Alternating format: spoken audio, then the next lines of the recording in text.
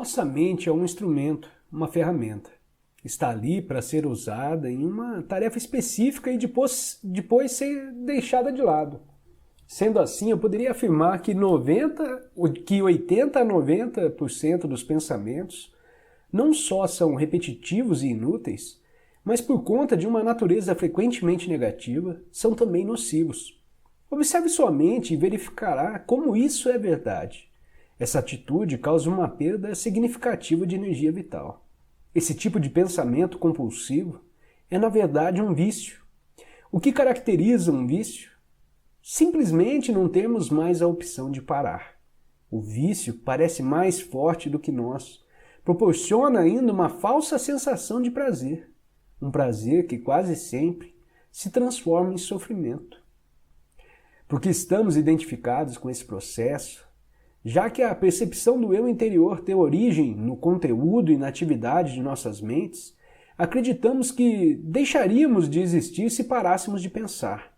No processo de crescimento, construímos uma imagem mental de nós mesmos baseada em nosso condicionamento pessoal e cultural. Podemos chamar isso o fantasma pessoal do ego. Consiste em uma atividade mental e só pode ser mantido através do pensar constante. A palavra ego tem sentidos diferentes para pessoas diferentes, mas aqui significa um falso eu interior, criado por uma identificação inconsciente com a mente. Para o ego, o momento presente dificilmente existe, só o passado e o futuro são considerados importantes. Essa total inversão da verdade explica por que, para o ego, a mente não tem função. O ego está sempre preocupado em manter vivo o passado porque pensa que sem ele não seríamos ninguém e se projeta no futuro para assegurar a continuação de sua sobrevivência e buscar algum tipo de escape ou satisfação lá adiante. Ele diz assim: um dia, quando isso ou aquilo acontecer, vou ficar bem, feliz e em paz. Mesmo quando o ego parece estar preocupado com o presente, não é o presente que ele vê, porque constrói uma imagem completamente distorcida a partir do passado. Ou então, reduz o presente a um meio para obter o fim desejado. Um fim que sempre consiste em um futuro projetado pela mente. Observe sua mente e verá que é assim que ela funciona. O momento presente tem a chave para a libertação, mas você não conseguirá percebê-lo enquanto você for a sua mente. O predomínio da mente é apenas um estágio na evolução da consciência. Precisamos urgentemente passar ao próximo estágio, senão seremos destruídos pela mente que se transformou em um monstro. Falarei sobre isso em detalhes mais adiante. Pensamento e consciência não são sinônimos. O pensamento é um pequeno aspecto da consciência. O pensamento não consegue existir sem a consciência, mas a consciência não necessita do pensamento.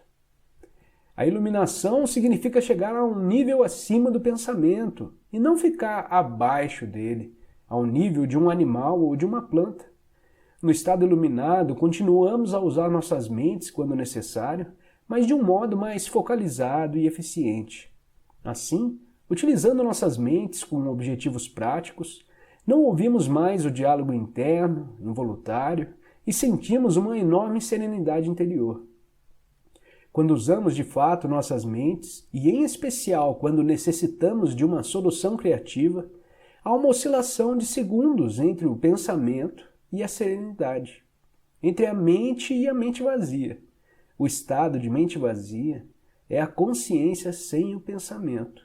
Só assim é possível pensar criativamente, porque somente nesse modo de pensamento tem alguma força real.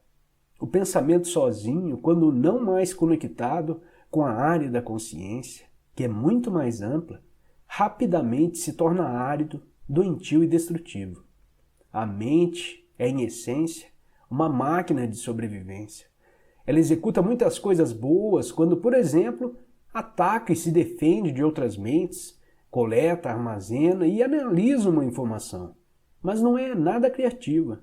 Todo artista verdadeiro, quer tenha ou não consciência disso, cria a partir de um lugar da mente vazia, que se origina de uma serenidade interior.